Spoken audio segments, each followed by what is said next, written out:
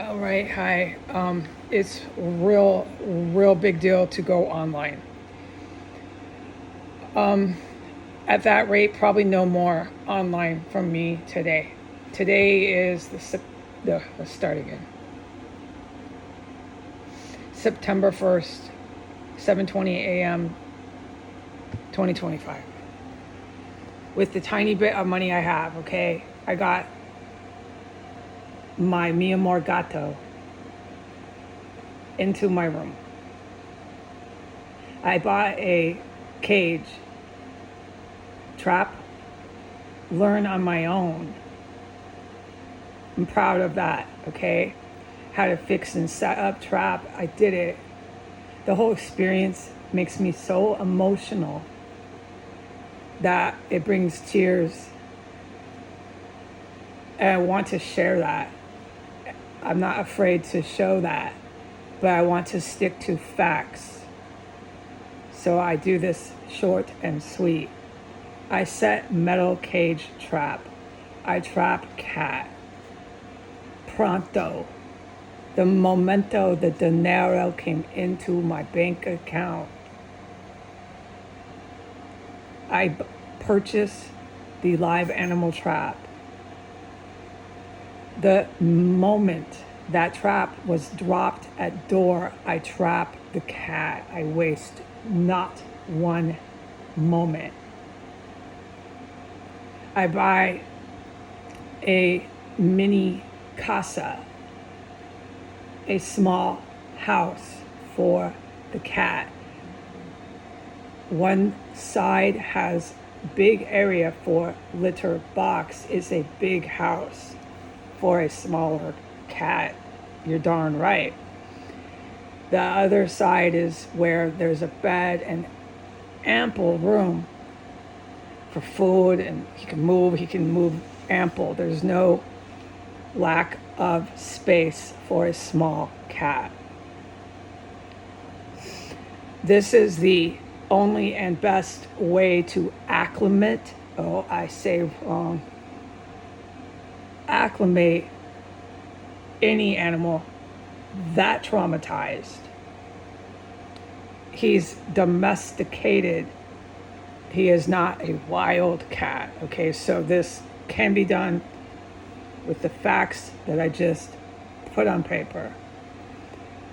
Once he's in that for a set amount of time, he goes into a larger, which I have also purchased, a larger habitat.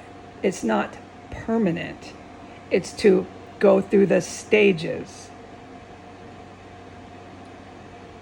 And then once he's in the larger habitat for a set amount of time, he can start being released into my living environment, wherever that is. And we will slowly, with stages, acclimate him to my house. This animal, with what I concretely witnessed in this property, 1509 S Street Northwest, cannot be rehomed. I'm the rehome, I'm the rescue, without these measures being taken. What I witnessed with cats in this house, way more than him and my baby, Gabriel and Talia. I witnessed multiple cats killed, tortured, on and on. It was insanity with the torturing of animals here, also the cannibalism.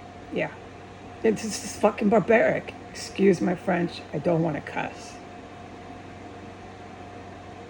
The terrorists that are harbored on S Street can keep pretending all they like that they didn't do this and aren't doing this. It's not my problem. My focus here is what I just said, okay? What I can do. All right, so this house is sacrosanct. There's no more burden on my soul, and I mean it. Walking out that door knowing this animal is running around out there and I'm not allowed to capture him yet. I was forbidden until the 1st of September. I captured him actually a few days ago. We're going on hour about 30. He's been in my room for about 30 hours. Like, I just captured him. So we're just beginning here. I can say no more about him.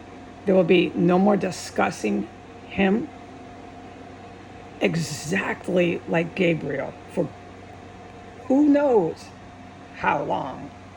You will not know or remember him unless you want to go through the photos way back and say, oh yeah, I will not talk about him, mention him, film him, zip, zero, zilch. As far as you know, there's no cat. Not on the internet, there's not. Nope. As far as what I can report about this property, the chemical poisonous gases are horrendous.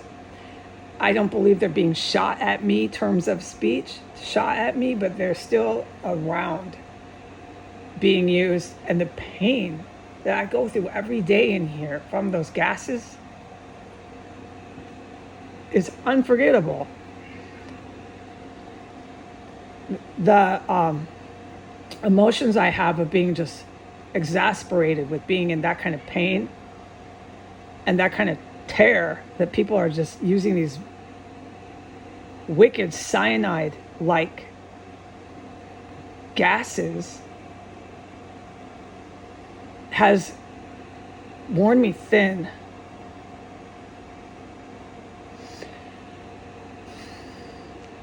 There's massive other terrorism and violence that I'm witnessing. It has yet to stop.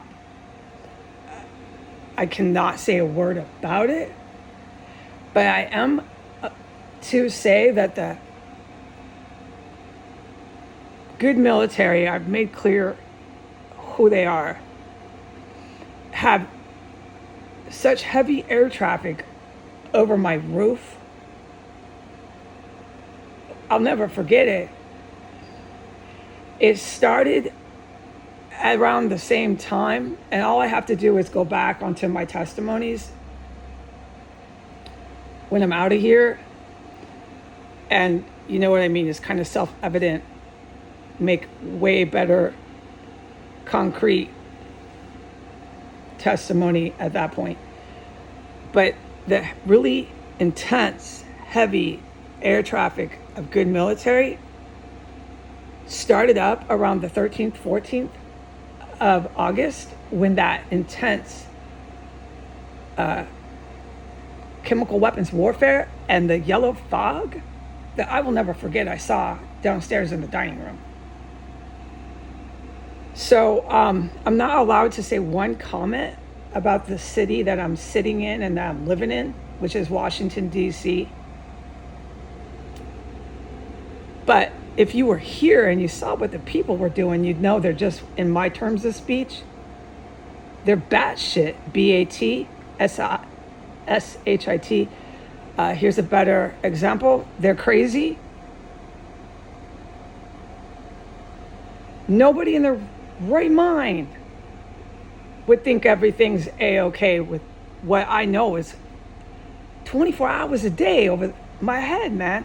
I don't know who they are. I have yet to talk to any of them, but they're there. I'll never forget it. If I leave here and just sit by myself, you think I'm going to forget this shit?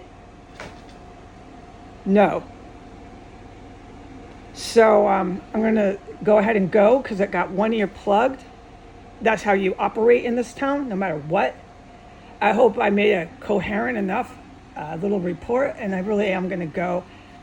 Just for my sake, I'm worn thin, but I'm glad I could report this, and have a nice day. Goodbye.